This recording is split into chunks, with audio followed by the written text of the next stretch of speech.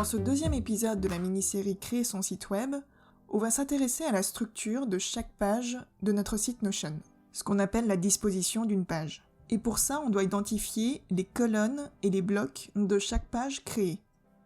On va commencer par une page relativement simple du site démo qui est notre site d'inspiration, et cette page, c'est la page à propos. Alors on va d'abord identifier les colonnes. En haut de la page, on a une colonne, et dans la deuxième partie de la page, on a deux colonnes. On va ensuite regarder les blocs, dans le sens des blocs de Notion. On a un premier bloc qui est un bloc de titre, et ensuite une zone de texte qui comprend deux blocs de texte. En dessous, dans la première colonne, on a un bloc de type image, et on a une deuxième colonne avec un bloc de titre et une zone de texte. Donc l'idée, c'est de reproduire toutes ces colonnes et ces blocs dans notre page à propos de Notion. On clique sur Entrée pour avoir une page vide. Dans Notion, on va d'abord raisonner en blocs et ensuite créer des colonnes à l'aide de ces blocs. Donc mon premier bloc, c'était un bloc de titre. Puis je copie-colle les deux blocs de texte à partir du site démo. On va ensuite créer notre bloc image avec la commande /image et je vais choisir une image dans mes fichiers. Je crée un bloc de texte vide et je vais créer une colonne à côté du bloc d'image en faisant un drag and drop de mon bloc vide jusqu'à voir apparaître la barre verticale bleue. Le premier bloc de cette deuxième colonne, c'est un bloc de titre. Donc je crée un titre 2. Et en dessous, une zone de texte que je colle à partir du site démo. On va maintenant s'intéresser à la page Contact. On a deux colonnes, avec dans la première colonne un bloc d'image, et dans la deuxième colonne, un bloc qui est un formulaire. Je reviens sur mon site Notion, et dans ma page Contact, je vais d'abord créer mon bloc d'image, choisir une image de mes fichiers. Je crée une seconde colonne en faisant un drag and drop d'un bloc vide. Et je vais intégrer directement un lien vers un formulaire que j'ai conçu sur le site tally.so. Je vous mettrai le lien dans la description de cette vidéo. Je colle le lien et je choisis Intégrer dans cette page. J'ajuste la largeur des colonnes avec la double flèche et la barre grise. Je vais ajouter en haut de l'image un bloc de texte vide pour aligner l'image et le formulaire. Et maintenant, on va s'attaquer à la page la plus complexe en termes de disposition, qui est la page principale, qui s'intitule « Blog ». Alors sur le site démo, on voit d'abord une colonne en haut, avec un bloc de texte, et ensuite deux colonnes. La colonne de gauche, c'est les articles, et la colonne de droite, c'est un sidebar. Et dans le sidebar, on a des encadrés avec différentes informations. Donc je reviens sur mon site Notion. Dans ma page blog, je vais copier-coller le bloc de texte sur une colonne et je vais créer mes deux colonnes avec des blocs vides.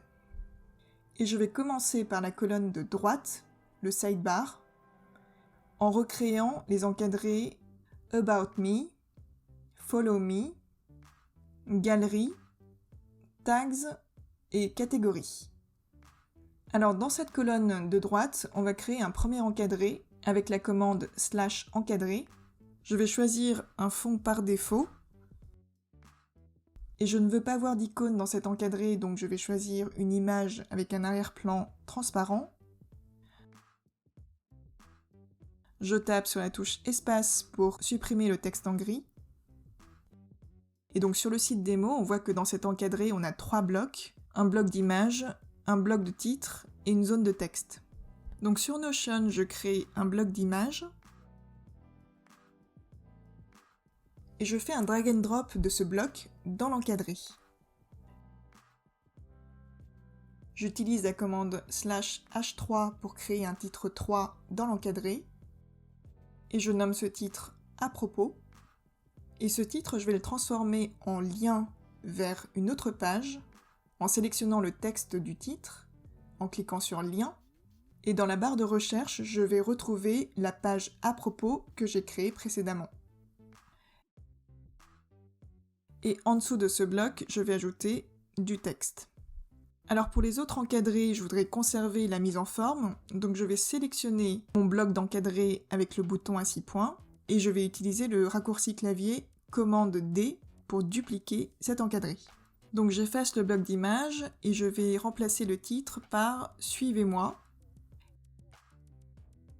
Et à l'intérieur de cet encadré, j'aimerais avoir les icônes des réseaux sociaux sur 3 colonnes. Ce qu'il faut savoir, c'est que pour l'instant, dans Notion, on ne peut pas créer des colonnes directement dans un encadré.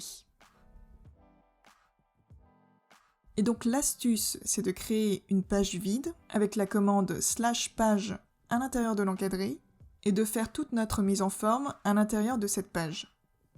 Je vais d'abord créer un bloc d'images et je vais charger une image de l'icône de Facebook.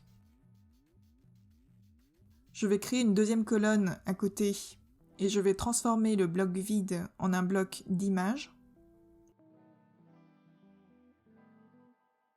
Et je refais la manip pour créer une troisième colonne avec un bloc d'images.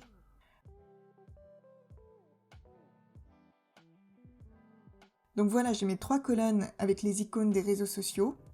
Et je vais créer une nouvelle ligne et je vais ajouter encore 2 icônes.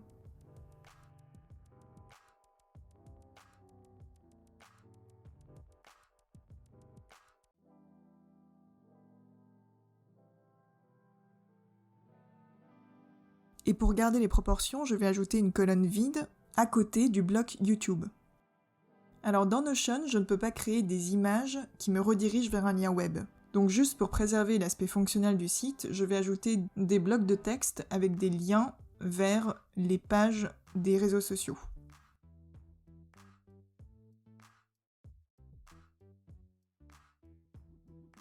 Alors je reviens dans ma page principale et dans mon encadré Suivez-moi, je vais sélectionner la page où je viens de mettre en forme mes colonnes de blocs d'images et je transforme cette page en titre. Et là, les colonnes qu'on avait créées dans la page sont conservées à l'intérieur de l'encadré. Je supprime le bloc de titre et je duplique à nouveau cet encadré pour créer le troisième encadré Galerie.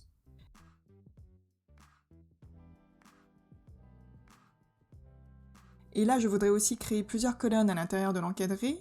Donc, même manip, je vais créer une page vide. À l'intérieur, je vais créer un bloc d'images avec une image unsplash choisie au hasard. Un deuxième bloc d'images. Et je vais les mettre sur 2 colonnes. Et donc pareil que tout à l'heure, je reviens sur ma page principale et je transforme ma page en titre. Et ensuite je supprime le bloc de titre. Je duplique à nouveau l'encadré pour créer l'encadré Tags. Et à l'intérieur de cet encadré, je vais créer des boutons qui me redirigent vers les différentes pages de tags. Petit aparté, mais c'est important, il y a 2 manières de créer des liens vers d'autres pages de son espace Notion. Soit on crée un bloc lien vers une page, et on peut utiliser la barre de recherche pour trouver notre page. Mais dans ce cas, le lien qu'on aura créé va nécessairement générer une sous-page, comme on peut le voir dans la barre latérale gauche. A priori, nous, on n'a pas besoin de créer une sous-page, donc on va prendre plutôt l'autre option pour créer un lien vers une page, en utilisant la commande « Mentionner une page ». Pareil, on peut utiliser la barre de recherche pour retrouver la page alliée, et là, on voit qu'aucune sous-page n'est créée à l'intérieur de la page blog. Alors, il y a un raccourci pour mentionner une page, on tape arrobase et ensuite le nom de la page qu'on veut lier.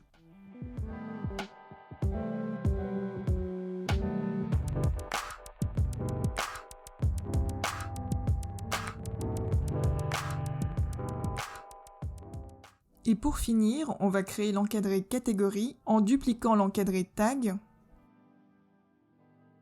Et pour l'instant, on va laisser cet encadré vide. Dans le prochain épisode, on va voir comment créer du contenu pour son site à l'aide d'une base de données et de ses vues.